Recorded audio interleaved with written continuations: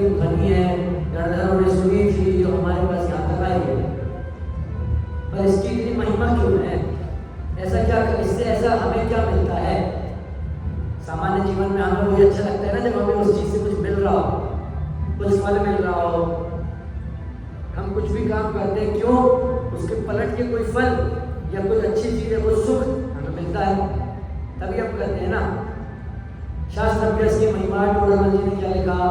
हे भव्य, क्या भव्य होगा अगर आप शास्त्र अभ्यास करो? पहले बोल दिया उन्होंने, हे भव्य, शास्त्र अभ्यास के अनेक अंग हैं, अनेक अंग हैं शास्त्र अभ्यास के। 4 अनुयोगों के नाम तो हमें पता है, द्वादशांग पूरे, उन सबको अंग में लेंगे। और भेद, शास्त्र अभ्यास करने में अगर भेद करते चले तो वो भी सब अंगों के अंदर ही आएंगे। अनेक अंग हैं, अनेक भेद हैं। शब्द या अर्थ का वाचना या सीखना सिखाना, उपदेश देना, विचार सुनना, प्रश्न करना, समाधान जानना, बारंबार चर्चा करना इत्यादि अनेक अंग हैं, अनेक अंग भी गिना दिए। स्वाध्याय के अंग हमने क्या देखे? वाचना, प्रेक्षणा, अनुप्रेक्षा, आमना और धर्मोपदेश। शास्त्र वाचना, उसके संबंध में पूछना, अनुप्रेक्षा बारंबार चिंतन करना, आमना है उसको मन में बसा लेना, याद कर लेना, धर्मोपदेश उसके बाद आता है, फिर धर्मोपदेश देना। अगर शास्त्र अभ्यास की क्या चीजें बताई? इन सभी को अंगों में लेना है शास्त्र अभ्यास के। क्या? आदि सर्वार्थ शास्त्र का अभ्यास ना बने तो इस शास्त्र में सुगम या दुर्गम अनेक अर्थों का निरूपण है, वह जिसके बने उसका ही अभ्यास करना, परंतु अभ्यास में आलसी नहीं होना। क्या? शास्त्र में क्या लिखा है समझ में नहीं आ रहा, पल्ले नहीं पड़ रहा, तो इतना विवेक तो अपन लगा सकते हैं कि इसमें ये सही बात लिखी है, गलत बात नहीं लिखी।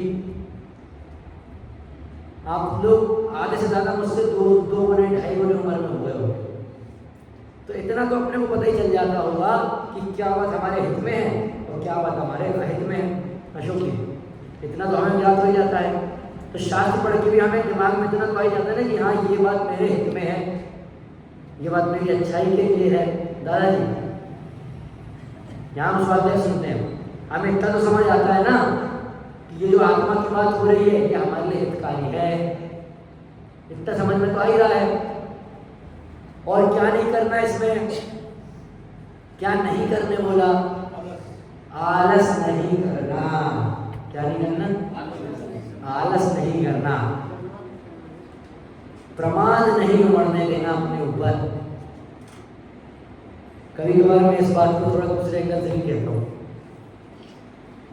हम अपने आप को जीवराज कहते हैं, सूर्य भक्ति गाते हैं ना, जीवराज उड़ के आओ समय शिखर में।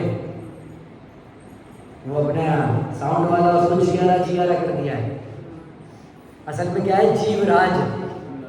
जब हम जीवराज हैं तो प्रमाद हम पे हावी कैसे हो सकता है? कभी कभार दादाजी इसको अपने सामने चुनौती जैसा लेना चाहिए। ये प्रमाद मेरे पे हावी होगा, मैं जीवराज। आलस नहीं करना है, अभ्यास में आलसी नहीं होना है। देखो शास्त्र अभ्यास की महिमा, जिसके होने पर परंपरा आत्मानुभव दशा को प्राप्त होता है।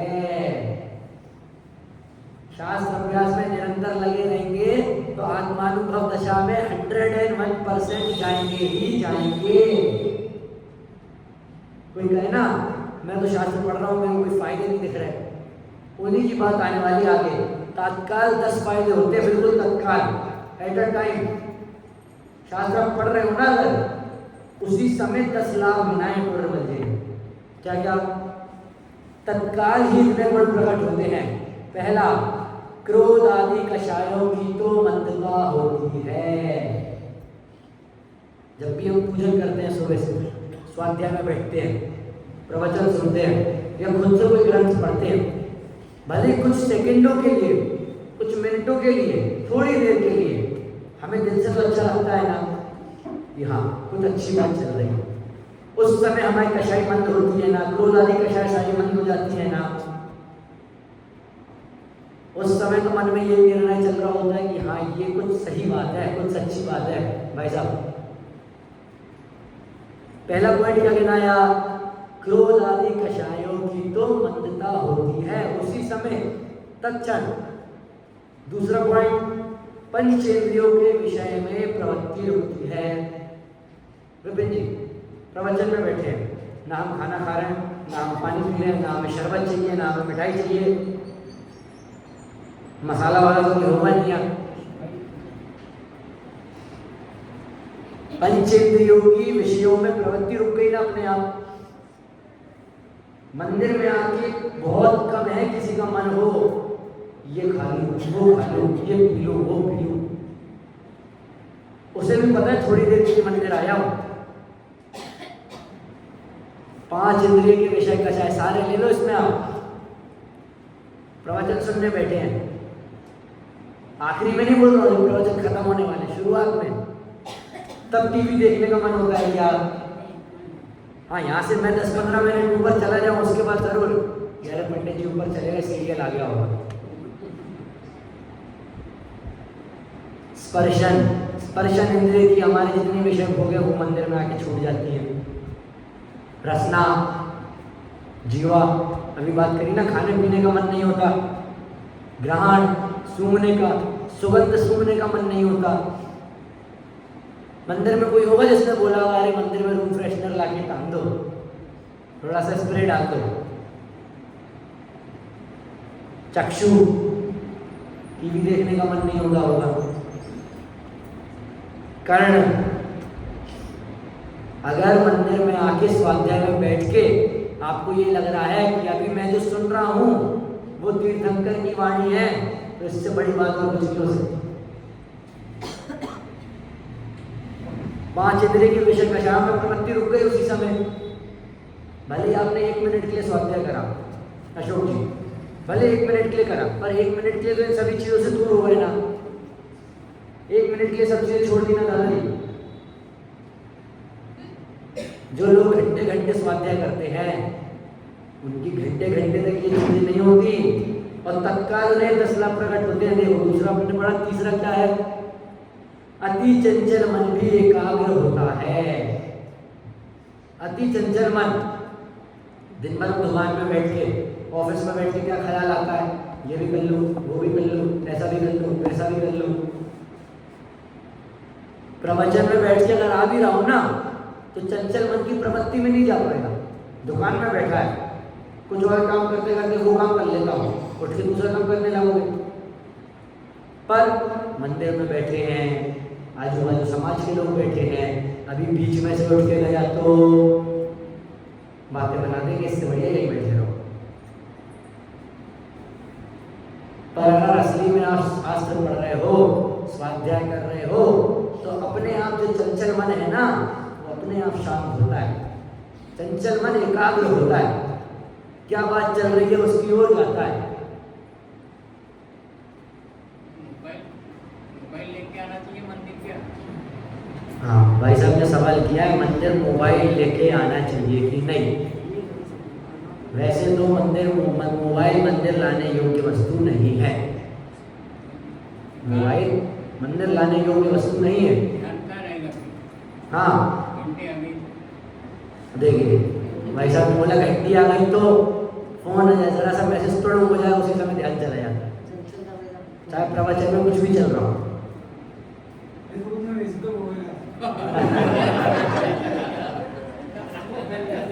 कह रहे हैं मैं आज इसलिए मोबाइल में लाया। अगर मंदिर में आप अगर मोबाइल, दादाजी आपके पास तो सुविधा थी, आप घर में मोबाइल छोड़ के आ गए, कुछ काम है, कुछ बहुत ही अति आवश्यक काम है कि अगर वो नहीं हुआ तो ज़्यादा दिक्कत हो सकती है। पर आपको पता है वो काम करता हुआ पता चलेगा जब उस पर्टिकुलर इंसान का फोन आएगा। अपना मंदिर में अगर मोबाइल ला भी रहे ना, उसको साइलेंट करें, एरोप्लेन मोड में डाल दे, एक कोने में रख दे। एक ही बात है, घर रख के ऑन साइलेंट। हाँ या तो यहाँ लाके साइलेंट करके रख दो अगर आप बिल्कुल उसको नहीं छोड़ पा रहे, क्योंकि आजकल मोबाइल 11वां प्राण हो गया है। जीव बृहद द्रव्य संग्रह में आया है ना दादाजी, क्यों दादाजी? बृहद द्रव्य संग्रह में आया है जीव 10 प्राणों से जुड़ा है और आज उसका 11वां प्राण क्या बन गया? मोबाइल। हम लोग को स्मारक में अलाउ नहीं है मोबाइल, ये 10 लक्षण के लिए बस हमें मोबाइल मिले हैं, उससे फायदे भी अनेक हैं। 5 मिनट मोबाइल चला लेता हूँ, मन शांत हो जाएगा। उसकी जगह बच्चे आपस में चर्चा करने लगे, सुबह जो बात आई थी उसको बैठ के 2 मिनट बात करते फिर खाना खाने चले गए। और पहले क्या, थोड़ी देर मोबाइल चला लेते मन शांत हो जाएगा, उससे मन शांत नहीं होता और डूबता जाता है। देखिए क्या, अति चंचल मन भी एकाग्र होता है। हिंसा आदि 5 पाप नहीं होते। कोई क्रोधी व्यक्ति दिख रहा है क्या? अभी कोई खड़े होकर क्रोध कर रहा हो, यहाँ पे कोई बैठे बैठे मान कर रहा हो, कोई माया रचा रहा हो, कोई किसी बात का लोभ कर रहा हो, शास्त्र पढ़ते समय ध्यान यहाँ है। क्रोध, मान, माया, लोभ, इन सब की तरफ से ध्यान हट गया। 4 कषाय, इन सब की तरफ से ध्यान हट गया। और हिंसा, झूठ, चोरी, खुशी, परिग्रह, इनकी तरफ से भी ध्यान हटाना। आप लोग यहाँ बैठे हैं, किसी की हिंसा कर रहे हैं क्या? झूठ बोल रहे हैं क्या? कुछ चोरी कर रहे हैं क्या? किसी प्रकार का कुशील कर रहे हैं क्या? कुछ जोड़ रहे हैं क्या? कुछ परिग्रह कर रहे हो क्या यहाँ बैठ के? अभी नहीं ना। तत्काल प्रकट होने वाले 10 लाख बता रहा हूँ, सिर्फ नाम नहीं गिना रहा हूँ मैं। 4 कषाय 5 पाप के अगर हम शास्त्र 5 मिनट के लिए भी पढ़ रहे हैं तो इन सब चीजों से विरक्ति की ओर जा रहे हैं। ये सब चीजें प्रकट पर्याय में हमें दिख नहीं रही, कर नहीं रहे इन्हें। तत्काल लाभ होते हैं, तत्काल, तुरंत। विपिन जी, ग्रंथ पढ़ रहा हूँ, न कषाय कर रहा हूँ, न हिंसा कर रहा हूँ, जो चंचल मन है वो भी शांत हो गया। पंच इंद्रिय के विषय में प्रवृत्ति रुक गई। हिंसा के 5 पाप नहीं होते। 5वां क्या? स्तोक, अर्थात अल्प ज्ञान होने पर भी त्रिलोक के 3 काल संबंधी चराचर पदार्थ का जानना होता है। केवल भगवान जितना ज्ञान है क्या हम पे? भाई साहब, सिद्ध परमेश्वर जितना ज्ञान तो अभी नहीं है, पर शास्त्र के माध्यम से तीनों लोक की रचना के बारे में तो पढ़ पा रहा हूँ। भूत में क्या हुआ था? पुराण, आदि पुराण, महापुराण, हरिवंश पुराण, पद्म पुराण सब पढ़े दादाजी। रामायण काल में क्या हुआ था पता है ना हम सभी को? बताइए, नहीं पता? अरे पद्म पुराण का अध्ययन करिए, सब आ जाएगा उसमें। हरिवंश पुराण, हरिवंश कथा, महाभारत, जैनों की महाभारत की ओर जाके देखो एक बार। कई बातें बिल्कुल विपरीत मिलेंगी और विवेकपूर्ण बुद्धि से सोचोगे तो बातें सच लगेंगी। क्या? 3 लोक के, 3 काल के समस्त चर अचर पदार्थों को एक साथ जान सकता हूं मैं भी। पंचमेरु की पूजन नहीं करते क्या? करते हैं ना। 80 जिन नाम, आज तो एक साथ लाइन बोली थी हम सभी ने। पूजन करते हैं ना पंचमेरु की। पता है ना पंचमेरु कहाँ है, कैसा होता है, कितने जिन प्रतिमा होती है, कितने जिन धाम होते हैं। अकृत्रिम चैत्यालयों का वर्णन भी आया है। अकृत्रिम चैत्यालय कैसे होते हैं मुझे ये बताइए भाई साहब, मैं नाम ध्यान से नहीं। पवन जी, अकृत्रिम चैत्यालयों में कौन से तीर्थंकर है या कौन सा भगवान है? अकृत्रिम चैत्यालयों में ना कोई तीर्थंकर है, ना कोई भगवान है। वीतरागी मुद्रा है, कोई चिन्ह नहीं है, कोई नाम नहीं है। मुझे ये बताइए, आप उस वीतरागी मुद्रा को रोज सुबह से प्रणाम करते हैं कि आदिनाथ पार्शनाथ शांतिनाथ को प्रणाम करते हैं? वे तो उनके राज्य अवस्था के नाम थे ना, वो तो उनके राजा अवस्था के नाम थे, तीर्थंकर अवस्था के नाम थे। सिद्ध अवस्था में जब वो विराजमान हुआ तो उनका कोई नाम बचा? तो हमें उनकी वीतराग मुद्रा को प्रणाम करना है कि उनके नाम विशेष को प्रणाम करना है? उनका नाम के निषेध की बात नहीं कर रहा हूं मैं, गलत रास्ते पे नहीं जाना है, सही रास्ते पे रहना है। नाम के निषेध की बात नहीं कर रहा हूं माता जी। किसके निषेध की बात कर रहा हूं? अरे वीतराग मुद्रा के निषेध की बात थोड़ी कर रहा हूं मैं। इस निषेध की बात कर रहा हूं कि उनसे हमें हमारा राग नहीं जोड़ना है कि पार्शनाथ मेरे, शांतिनाथ पड़ोसी के, कुंतुनाथ पीछे वाले के, महावीर सब, अरे 24 सबके हैं। हमें उनकी वीतराग मुद्रा की ओर हमें नमस्कार करना है। वो भी क्यों करना है? क्योंकि हमें भी उनके जैसा बनना है। नहीं बनना क्या दादाजी? बनना है, मात्र इसलिए नमस्कार करना है। देखिए क्या, 3 लोक के समस्त पदार्थों को एक साथ जान पाऊंगा, जानता हूं, हे उपादेय की पहचान होती है। 3 चीजें होती हैं, हे, गे, उपादेय। हे क्या होता है? छोड़ने योग्य। गे क्या होता है? जानने योग्य। उपादेय क्या होता है? धारण करने योग्य। 4 कषाय, 5 पाप, 5 इंद्रियों में विषय प्रवृत्ति। भाभी जी, हे है, गे है कि उपादेय? हे है, हे छोड़ने योग्य है, जानने योग्य भी नहीं है। इसके पूर्व जो पॉइंट आया, 3 लोक के 3 काल के चराचर पदार्थों, वो कैसे हैं? हे, गे या उपादेय? कैसे हैं?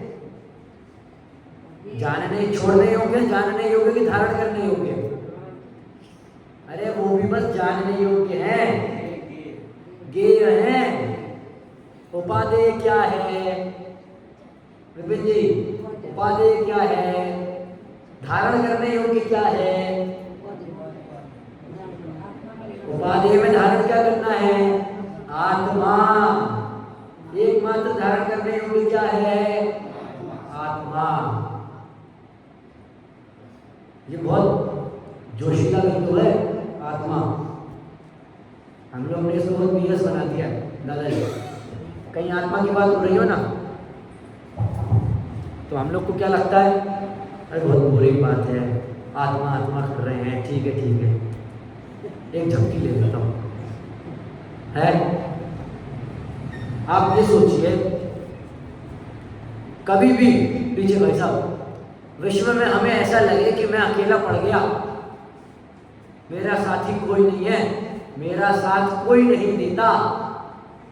जैन दर्शन खड़ा है आपके लिए। अरे तेरा साथ कोई दे भी नहीं सकता,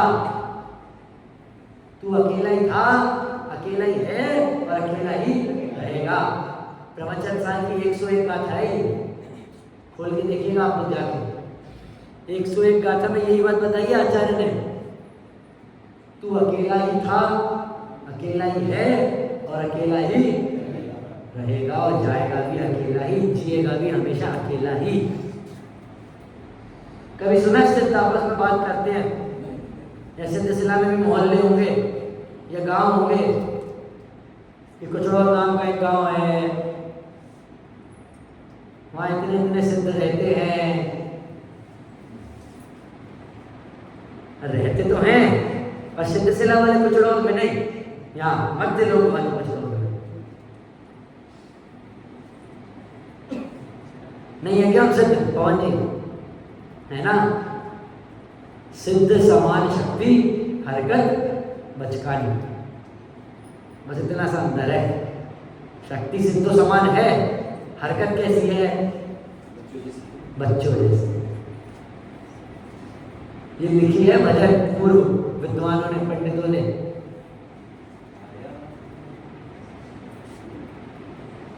क्या अभी बहुत बढ़िया लाइन बोली आया कहाँ से, कहाँ है जाना, ढूंढ ले ठिकाना चेतन, ढूंढ ले ठिकाना। कहाँ है ठिकाना दादाजी बताइए? आत्मा में। 10 लक्षण सफल हो रहा है मेरा।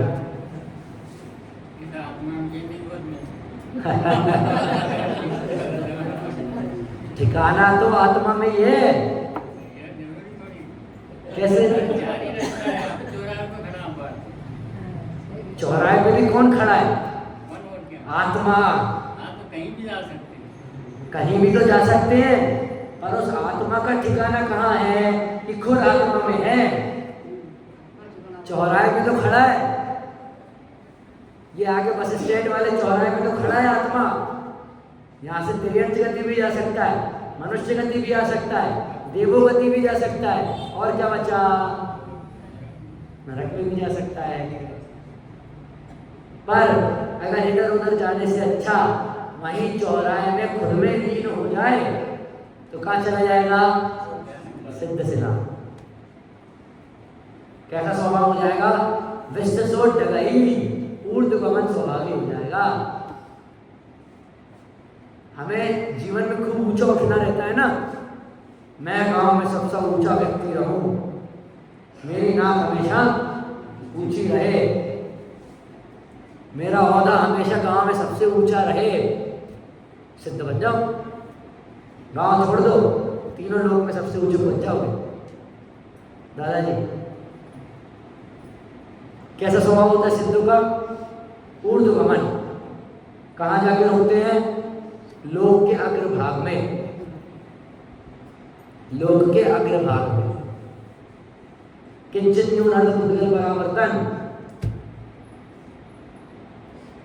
चलिए अपन इसमें आगे चलते हैं। अभी सर्वार्थ सिद्धि थोड़ा ऊपर है। सर्वार्थ सिद्धि से एक आड़े बाल बराबर ऊपर। जो हमारा बाल है ना, उसमें एक आड़ा बाल, मतलब बाल को ऐसा सीधा करके रख दीजिए, बस इतनी सी जगह है बीच में। सर्वार्थ सिद्धि और जहाँ सिद्धों का निवास होता है मात्र। फिर भी वो सर्वार्थ सिद्धि के थे, वहां से नहीं जा सकते ऊपर। हाँ, उन्हें 33 सागर तक रह के भी मनुष्य गति धारण करनी है, और हम यहाँ से वहां इतनी दूर जा सकते हैं। वो पड़ोसी क्या नहीं जा सकते, हम जा सकते हैं। कल बात आई थी ना, देव और मानवों में चर्चा ये चल पड़ी। पालिकी के हकदार हम क्यों हैं? क्योंकि हम संयम धारण कर सकते हैं। हम उस दिन उन तीर्थंकर के साथ मुनि दीक्षा धारण कर सकते थे, इसलिए हमें पालिकी उठाने का मौका मिला। वो देव वही रहते हैं बिल्कुल सिद्धों के नीचे, ऐसे नॉक नॉक करके ऊपर जा सकते हैं ना। जा पाए क्या? नहीं जा सकते, चाह के भी नहीं जा सकते, कितना ही कुछ कर ले। सर्वार्थ सिद्धि की बात बताई थी ना मैंने। हर समय स्वाध्याय, हर समय। हम तो दिन में 3 बार कर रहे हैं। हर समय 1-1 सेकेंड सिर्फ स्वाध्याय स्वाध्याय स्वाध्याय, और एक भी बात रिपीट नहीं होती, एक भी बात। कितना अपार ज्ञान होगा विपिन जी, कितना अपार ज्ञान होगा कि एक बात रिपीट नहीं हो रही और दिन भर स्वाध्याय चल रहा है 33 सागर तक। चलिए अब नजर आते हैं। हे उपाध्याय की पहचान होती है, आत्मज्ञान सन्मुख होता है। किसके सन्मुख? आत्मा के ज्ञान की ओर सन्मुख होता है, अर्थात ज्ञान आत्म सन्मुख होता है। जो मेरा ज्ञान है अभी 100 चीजों में लगा है, पर जब मैं शास्त्र पढ़ रहा हूं तो कहाँ लगा है? कई लोगों का दिमाग इधर उधर भी लगता है। अभी हम एकदम उत्कृष्ट बात कर रहे हैं। शास्त्र पढ़ रहा हूं, मेरा दिमाग कहाँ लग रहा है?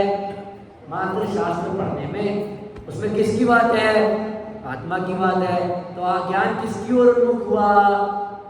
आत्मा की ओर उन्मुख हुआ, अर्थात ज्ञान आत्मसन्मुख होता है। अधिक अधिक ज्ञान होने पर आनंद उत्पन्न होता है। नहीं होता क्या? मैं विपिन जी, कोई नए प्रकार की ग्रेड का गेहूं आ जाए सबसे पहले पूरी मंडी में ज्ञान हमें हो जाए।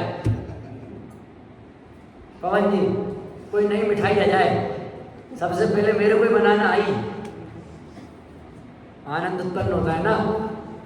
अरे आत्मा के अनंत गुणों में से एक और गुण तुमने जान लिया, हमने मिलके आज एक और गुण जान लिया आत्मा का, तब आनंद नहीं हुआ।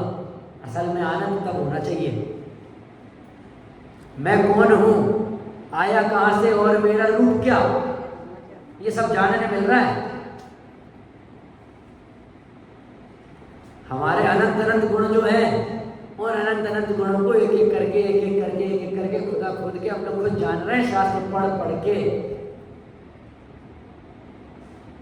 क्या आनंद उत्पन्न होता है, लोक में महिमा यश विशेष होता है।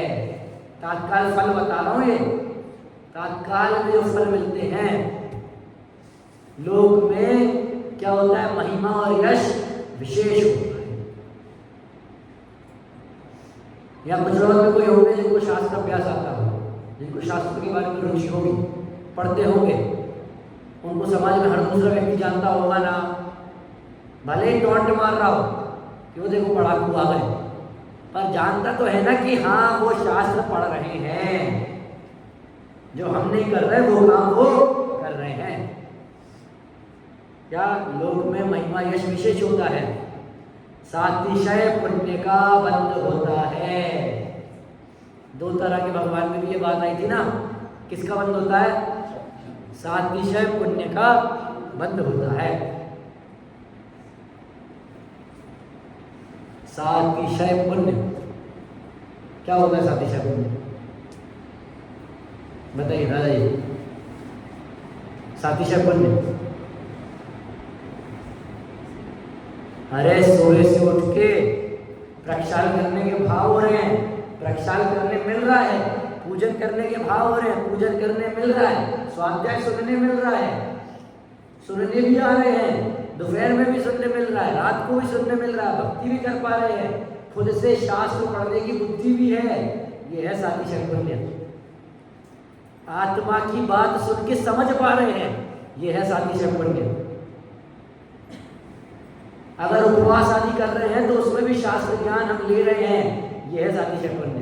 विपिन जी, आत्मा की बात समझ में आने लगी ना, ये है सातिशय पुण्य।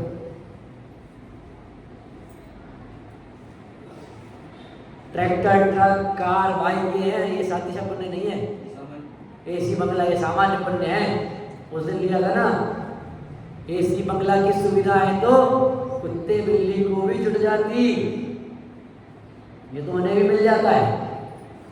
चले जाओ अंबानी के घर, देख लो उसको, उसके आगे उसने कुत्ता पाल रखा है, बढ़िया एसी में रह रहा होगा ना। अरे बढ़िया क्या है, तो वो तेरी अच्छी गति भाई, चल तो चार पैर से ही रहा है, जीव लटका लटका के घूमना पड़ता है ना, दुख तो उसे भोगने पड़ रहे हैं, तो पुण्य क्या काम का। हमें जो पुण्य मिला वो कैसा पुण्य है, सातिशय, अतिशय से युक्त। आजकल अतिशय हम किसको कहते हैं, चमत्कार को। तो इतना ही समझ लीजिए विपिन जी कि चमत्कार से युक्त पुण्य है ये हमारा, कि जिन धर्म मिलने के बाद भी हम उसको समझ रहे हैं, पढ़ रहे हैं। कई लोग तो पर्युषण पर्व में भी ऐसे मिल जाएंगे, जो 10 लाख के पर्युषण पर्व में कई जैन ऐसे मिल जाएंगे जो इन 10 लक्षण पर्वों को ना समझ रहे हैं, ना इनको मानते हैं, ना इनको हर्षोल्लास के साथ बनाते हैं, बाजार का और खाते हैं। अरे इन 10 दिनों में जितना हो सके ना उतना हमें कम करना चाहिए अपने आप को। कोई व्यक्ति अगर ऐसा हो ना कि दिन में उसकी 3 हरी 4 हरी से काम चल रहा हो, तो 10 लक्षण में उसको 2 हरी करो, अपनी शक्ति अनुसार कम करो। अब ये मत सोचना कि इनने बोला है तो मुझे 2 ही करनी है, पता चला अगले दिन बिस्तर लग गया। अभी 2-3 हरी खा के काम चल रहा था, फिर गोलियां खानी पड़ रही। अपनी शक्ति अनुसार काम करो, शक्ति है आप में करने की तो बिल्कुल करो। कोई कितना ही बोले पीठ पीछे मुंह पे मत सुनो। क्या सातिशय पुण्य का बंध होता है। सो इत्यादि गुण शास्त्र अभ्यास करने में तत्काल ही उत्पन्न होते हैं। इत्यादि और जितने आप सोच सकते हो लगा लो, ये सारे गुण शास्त्र अभ्यास करने में तत्काल ही प्रकट होते हैं। और क्या, इसीलिए शास्त्र अभ्यास अवश्य करना चाहिए। तथा हे भव्य, अब और बात सुनो, तथा हे भव्य, शास्त्र अभ्यास करने के समय की प्राप्ति महादुर्लभ है। ये समय मिला ना मैं दादी जी, ये महादुर्लभता से मिला है,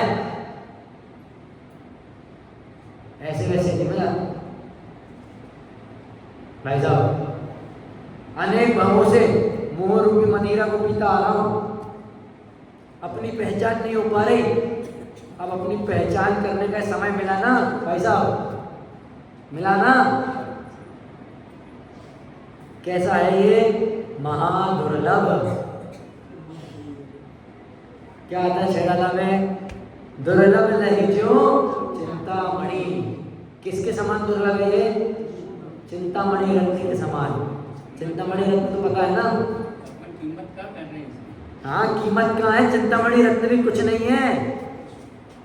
अपन तो कह रहे हैं कि पुण्य कमाओ और देव वही जाओ। देव के होना चांदी का ढेर लग रहा है, मेरा मन मनुष्य होता। हाँ, हम लोग क्या सोच रहे हैं, पुण्य कर ले और देवलोक में जाके बढ़िया आराम से जीवन बिताएं। हाँ, खूब अच्छे जेवर जाके पहन के रहें, बढ़िया आराम से दिन भर सोए उठे, आराम से काम करें।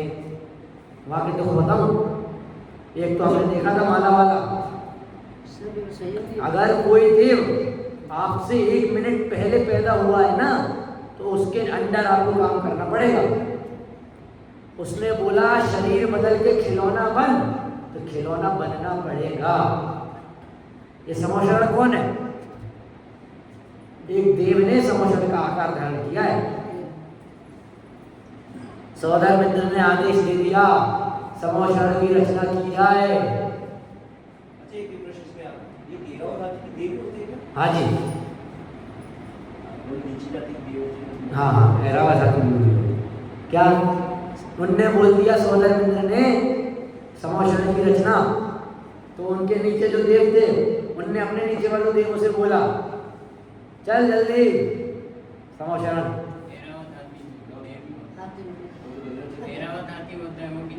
हाँ, ऐरावत हाथी भी देवी होते हैं। ऐरावत हाथी की तो कितनी विशेषताएं हैं।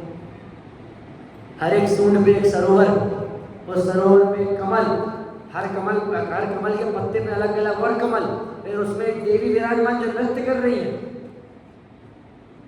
ये देवों की रचना है। और ये देवों की रचना किसके लिए की उनने, तीर्थंकर परमात्मा जो वीतरागी सर्वज्ञ और हितोपदेशी हुए, और हमें वो देव बनना है। ये नहीं कि हम भी वीतरागी सर्वज्ञ और हितोपदेशी बन जाए।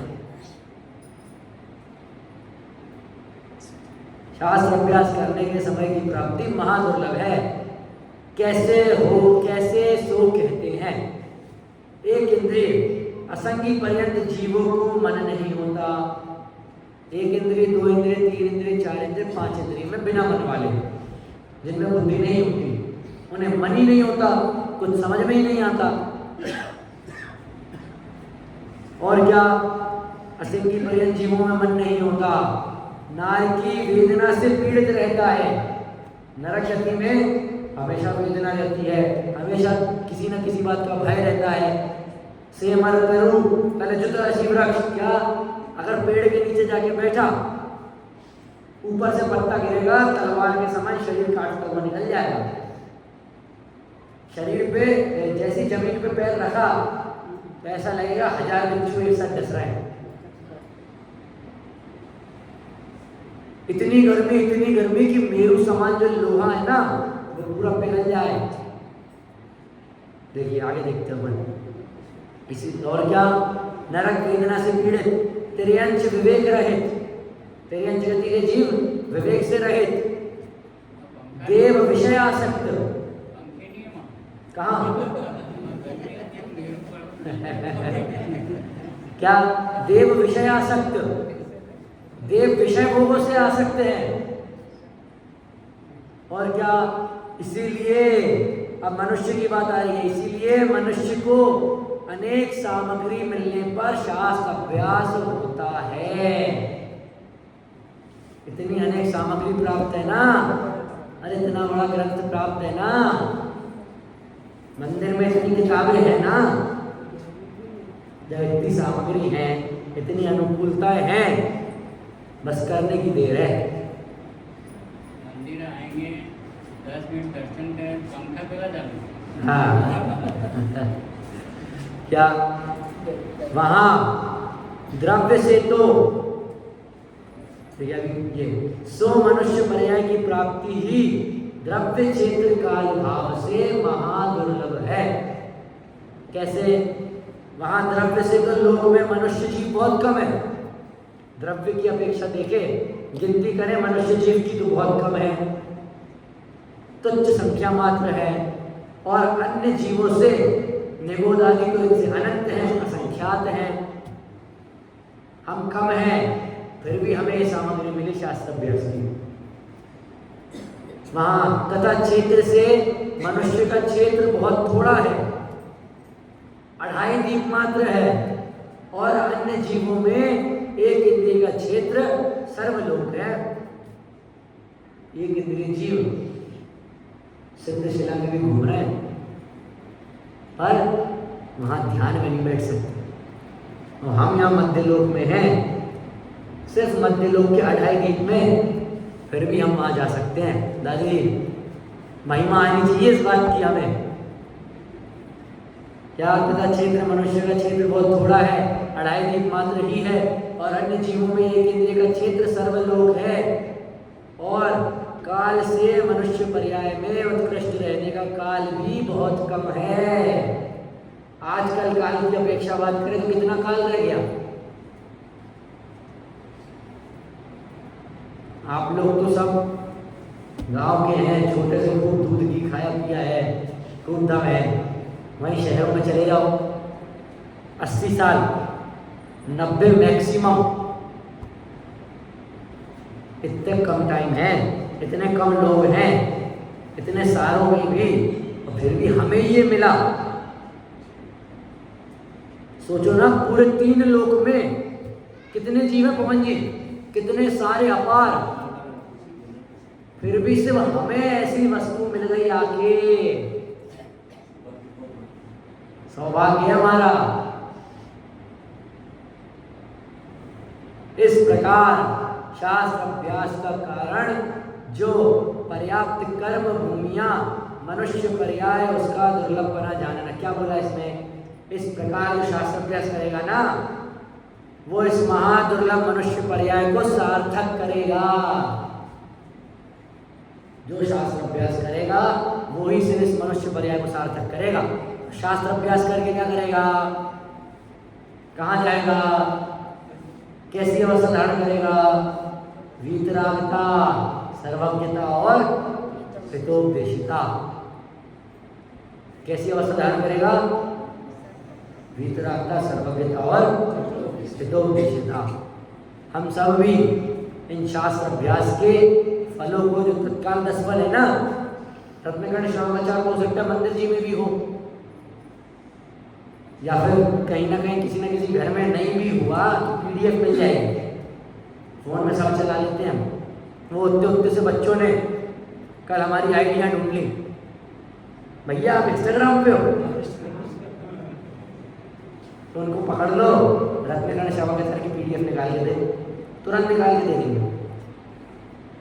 उसमें प्रस्तावना में शास्त्र अभ्यास की महिमा ये विषय लिखा है, उसको भी आप लोग और विशेष रूप से पढ़ें, इसको समझें। और जो महादुर्लभ मनुष्य भव मिला है ना, इतने सारे लोगों के बाद भी सिर्फ हमें मिला, उस बात को भी समझें और अपना मनुष्य भाव सार्थक करें। ओम नमः सिद्धेश्वराय।